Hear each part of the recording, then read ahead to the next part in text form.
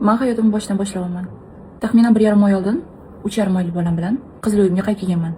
Kechqurun soat 11 da uyga qaytib kelgan bo'lsam, ertalab soat 12 da menga yozyaptilar. Obed payti. 1-2 soatda dastavka keladi. Oyim bilan narsalarni yig'ib chiqarib oldik.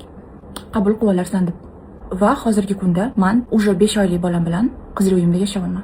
Erim bilan yashayotgan paytimiz kreditlar olganmiz va hozirgi kunda bo'ynimda taxminan 40 milliondan oshiqroq kreditimiz bor. Erim kreditlarni to'layotganlari yo'q. Pul so'rasam, meni pulim yo'q. Faqat vaqt cho'zyaptilar, lekin bilasizlar, kredit kutib tura olmaydi. Bolam katta bo'lyapti, uni pamperslariga, kiyimlariga rasxodlarim bor va men o'g'lim bilan yangi hayotni boshlashga qaror qildim. Bu qarorga kelish men uchun juda ham qiyin bo'ldi. 5 yillik отношения, 4 yillik turmush, o'rtada bola bor. U insonga men kerak bo'lmasam, bola kerak bo'lmasa, nima uchun men kurashishim kerak?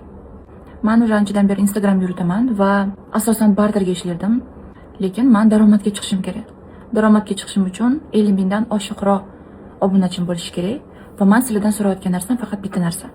Menga obuna bo'lib qo'yish, videoimni ko'rsangiz like bosib bitta kommentariy yozish va storiesimga prosta reaksiya qoldirib ketishingiz. Shuni o'zi. Va o'shanda men Instagramdan daromadga chiqib, bo'ynimdagi kreditlarni yopishim, bolamga hamma kerakli narsalar olib berishim va o'zim eplab ketishimga katta yordam bo'ladi. Plus obuna bo'lib Instagramda aktiv bo'lib tursangiz, 29-avgust tug'ilgan kunim uchun juda ham katta sovg'a bo'ladi men uchun.